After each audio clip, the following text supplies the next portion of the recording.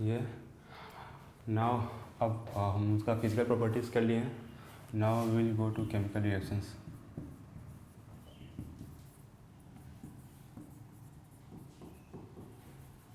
Chemical reactions of alcohol and phenol. So first is the reaction as nucleophiles.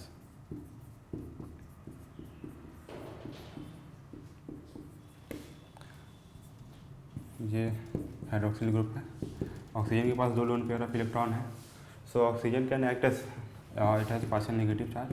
So it has sufficient electron density to act as a nucleophile.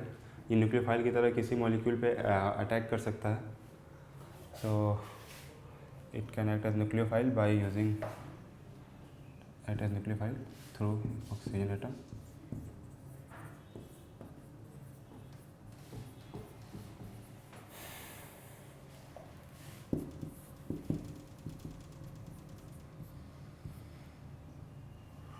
Suppose it attacks some molecule,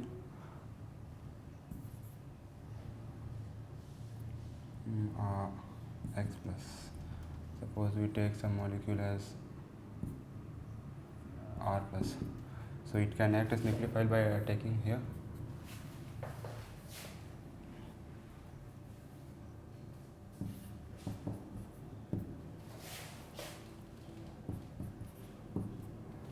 In this case, this bond is polar, this is partial positive, this is negative.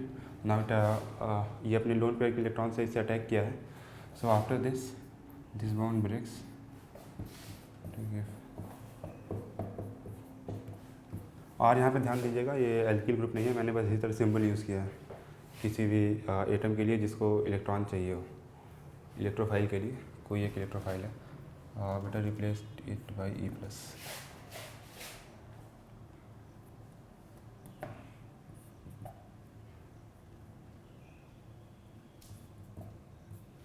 इस तरह से react कर सकता है. और second way है it's reaction as electrophile.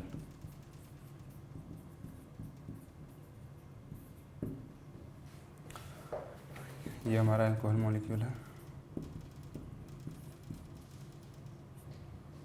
So suppose कोई एक न्यूक्लियोफाइल से मैंने इसका रिएक्शन करा दिया.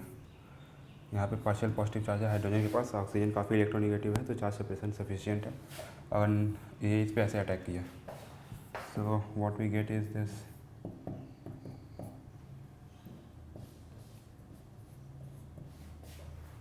Now this bond, suppose here it is R.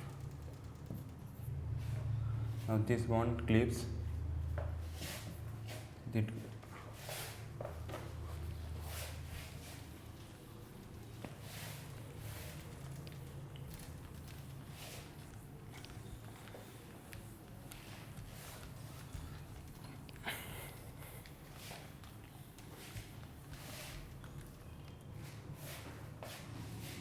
suppose this is R H delta minus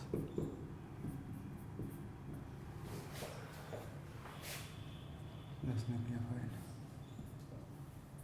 Second one was the reaction of alcohol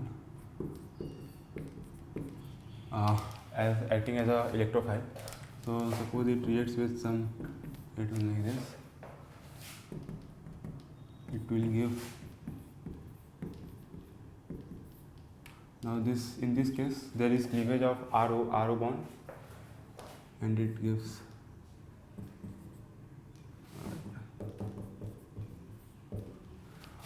इसमें देखने वाली बात है कि पहले केस में OH बॉन्ड ब्रेक किया था. इस केस में CO बॉन्ड ब्रेक किया है.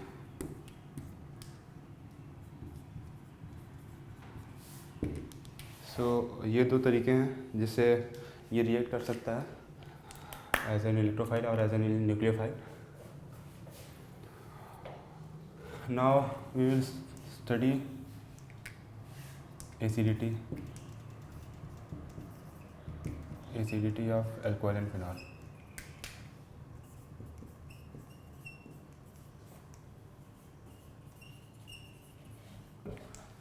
जैसा कि हमने डिस्कस किया था उनके बॉन्ड नेचर के बारे में, तो अल्कोहल फिनॉल में चार्ज सेपरेशन है, ऑक्सीजन डेल्टा निगेटिव है और hydrogen partial positive charge carry कर रहा है।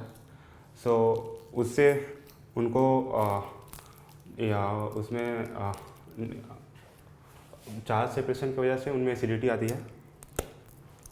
सो सपोज दिस इज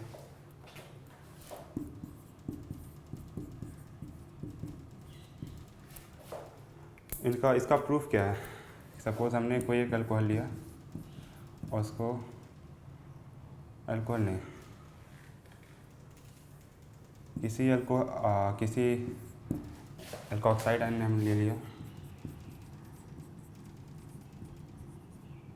इसको वाटर के संग रिएक्ट करा दिया और हमने हाइड्रोक्साइड आयन लिया और उसको इससे रिएक्ट करा दिया। सो इस केस में क्या होता है कि ये रिएक्शन प्रोसीड नहीं करता, लेकिन ये रिएक्शन प्रोसीड करता है। और इस केस में क्या होता है, ये प्रोडक्ट ऑब्टेन होते हैं। सो अगर हम इस रिएक्शन को देखें तो RO माइनस ROH में कन्वर्ट हो रहा है और H2O OH माइनस में कन्वर्ट हो रहा है। So what H2 is doing, it is giving H plus, it is giving H plus, this is accepting H plus. So इस केस में हम कह सकते हैं कि it is acting as weaker acid, it is a weaker acid than water.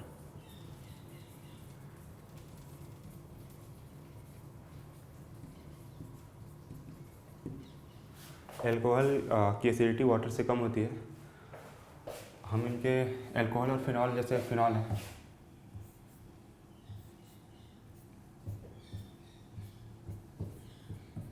Phenol के case में there is resonance, ये लोन पेयर ऑफ इलेक्ट्रॉन इस मॉलिक्यूल बेंजीन मॉलिक्यूल के संग रेजोनेंस में है, दैट इज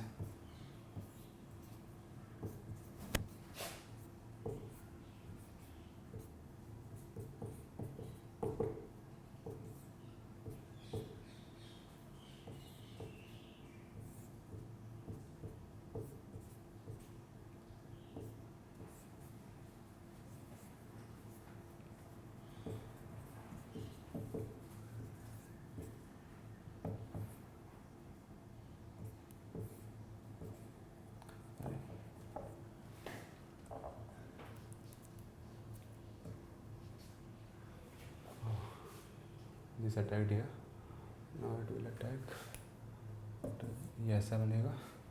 अभी इस पर ये फिनॉल के रेजोनेटिंग स्ट्रक्चर्स हैं।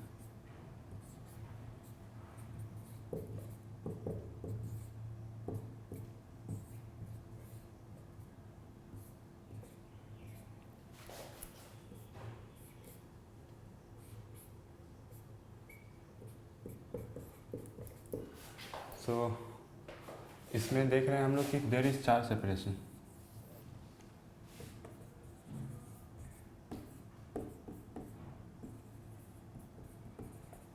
इनिशियली कोई चार्ज नहीं था, लेकिन रेजोनेटिंग यहाँ से यहाँ तक चार्ज रिएक्शन में रेजोनेंस स्ट्रक्चर में आ गया है, तो इस वजह से ये रेजोनेंस स्ट्रक्चर उतने स्टेबल नहीं है। और अगर हम कहते हैं कि ये H प्लस डोनेट किया, तो ये फिनॉक्साइड आयन में कन्वर्ट हो जाएगा।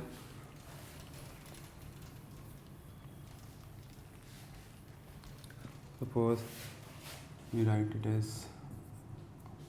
एक रिएक्शन फिनॉल है जो phenoxide ion plus H plus में कन्वर्ट हो रहा है, अल्कोहल एल्कोक्साइड में कन्वर्ट हो रहा है, और दूसरा है फिनॉल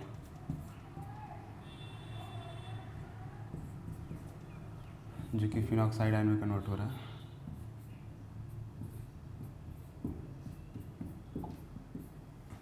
अगर इसमें देखें तो इसमें कोई रेजोनेटिंग स्ट्रक्चर नहीं है, ऑक्सीजन के ऊपर चार्ज है और वो कहीं डिस्पर्स नहीं हो सकता। इसमें देखा हमने कि इसमें रेजोनेटिंग स्ट्रक्चर है, लेकिन there is charge separation in the resonating structures. और this is phenol, phenoxide, we call it as phenoxide ion. इसे साइड आयन कहते हैं। फिनॉक्साइड आयन का रेजोनेटिंग स्ट्रक्चर देखें हम लोग।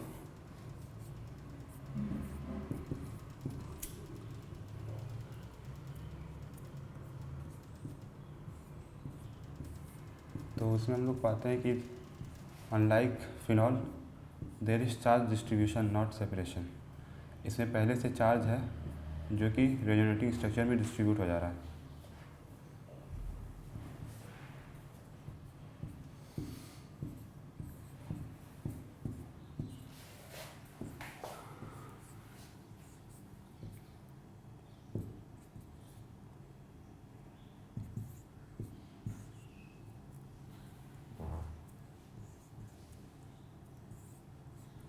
ये उसके रेजोनेटिंग स्ट्रक्चर्स हैं।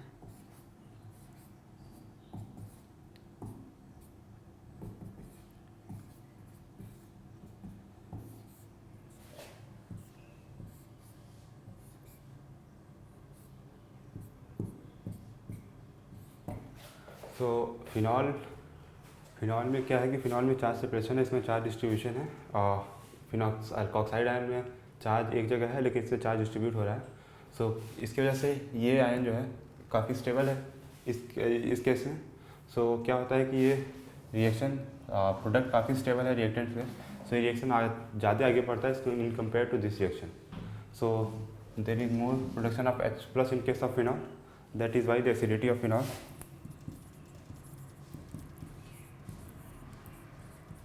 acidity of phenol is greater than acidity of alcohol.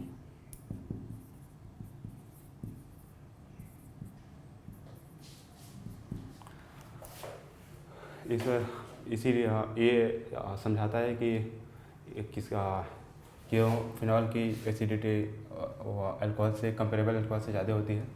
और जैसा हमने पहले रिएक्शन उसका वाटर के संग लिखा था, उससे ये पता चलता है कि एसिडिटी ऑफ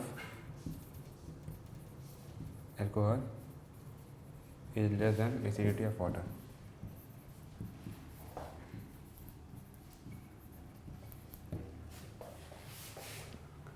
ये हो गया। There are certain factors that affect the acidity of a compound. अगर कोई फिनॉल है उस पर हम कोई इलेक्ट्रॉन डोनेटिंग या इलेक्ट्रॉन विथड्रॉइंग ग्रुप लगाएं तो वो उसकी एसिडिटी को काफ़ी अफेक्ट करता है।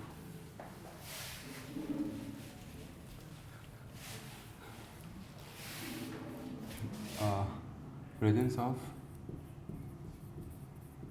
electron donating group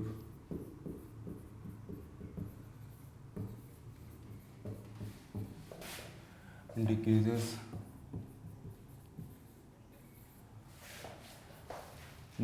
the acidity of alcohol.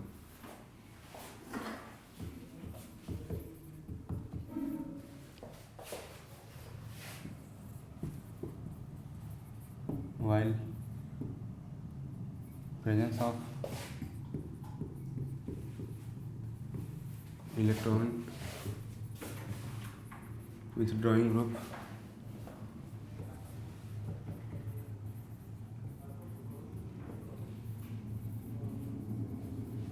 increases the acidity.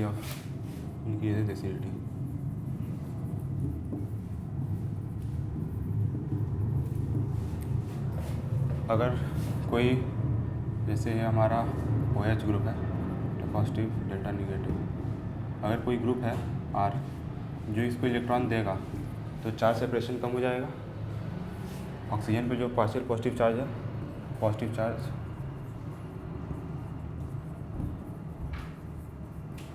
Will be reduced,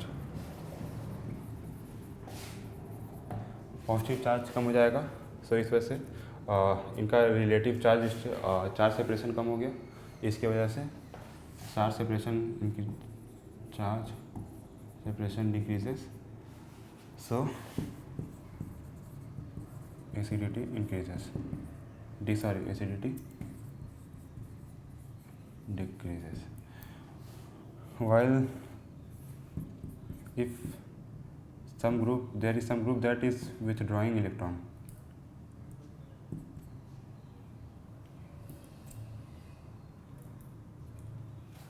ये इलेक्ट्रॉन डोनेटिंग ग्रुप था तो इसको इलेक्ट्रॉन दे रहा था। अगर इलेक्ट्रॉन विथड्रॉइंग ग्रुप है तो चार्ज सेपरेशन और बढ़ जाएगा। This is delta. तो चार्ज सेपरेशन और बढ़ने की वजह से उनकी suppose some group we take example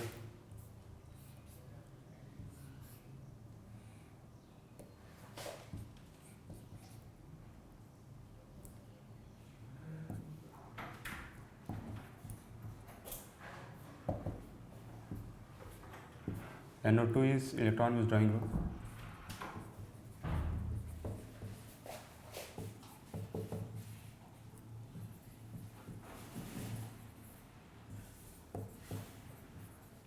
So अगर इसका रेजोनेंस देखें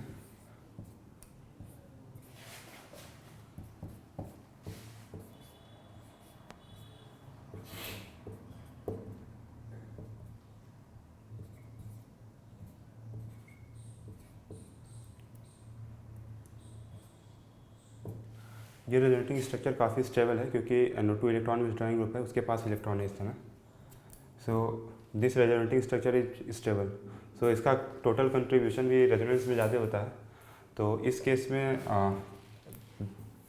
the presence of electron withdrawing group जो कि है NO2 जैसे ग्रुप जैसे NO2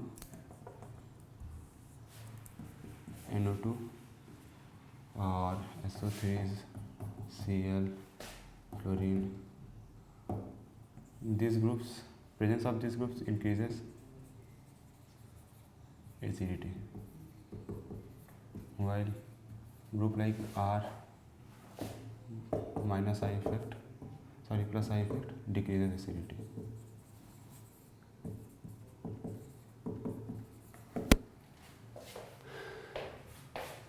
So now I am going to move to the next topic, that is esterification reaction.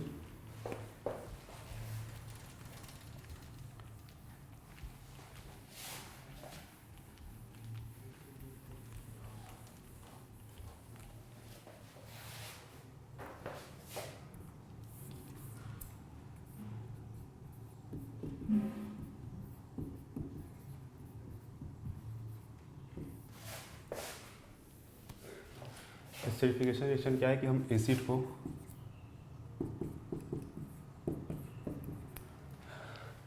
Acid या फिर एसिड एनहाइड्राइड या फिर acid halides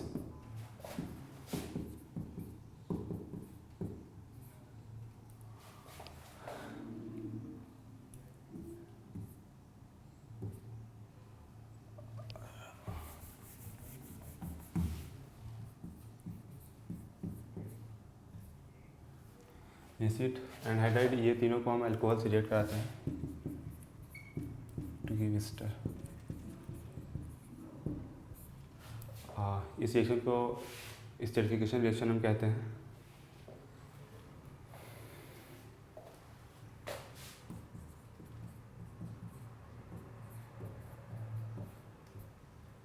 this are dash, इसको अच्छे से लिखा जाए तो ऐसे लिखा जा सकता है, this is acid halide anhydride. इस रिएक्शन को हम लोग एस्टरिफिकेशन रिएक्शन कहते हैं।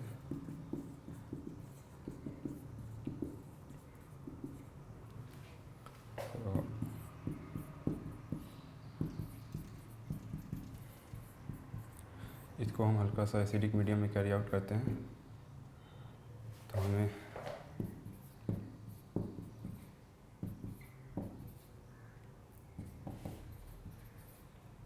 दिस इज आवर एस्टर इस तरह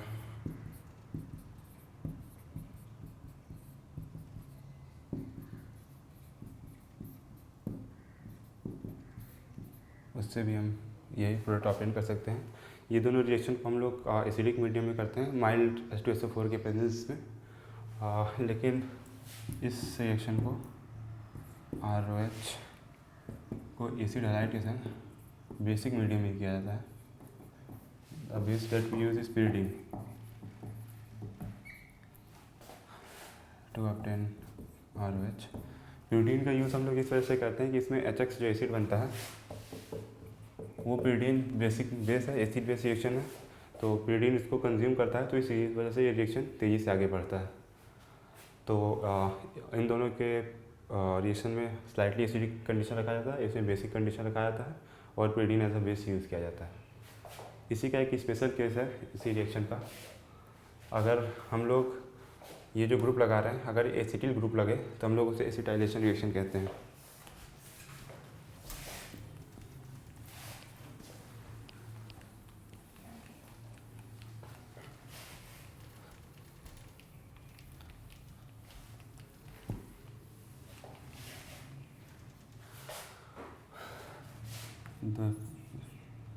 This is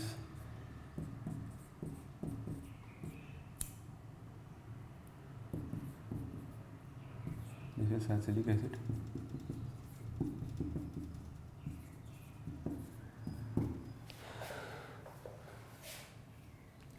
इसको हम लोग इससे रिएक्ट करा दें H+ मीडियम, एसिडिक मीडियम में अगर इससे रिएक्ट कराएं तो हमें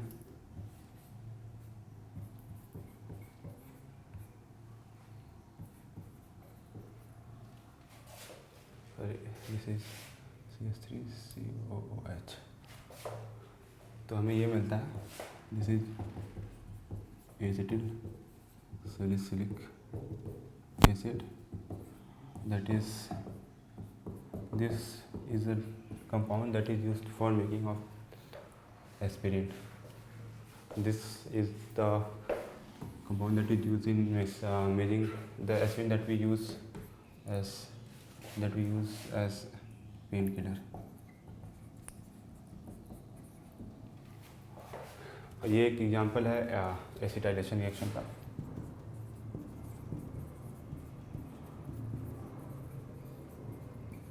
Acetylation reaction is addition of acetyl group.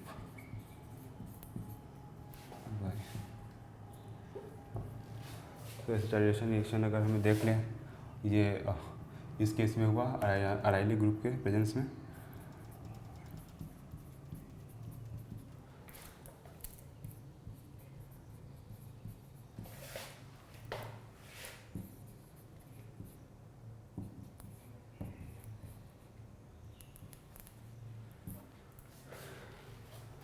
ये भी एक एसिटाइलेशन रिएक्शन का एग्जाम्पल है।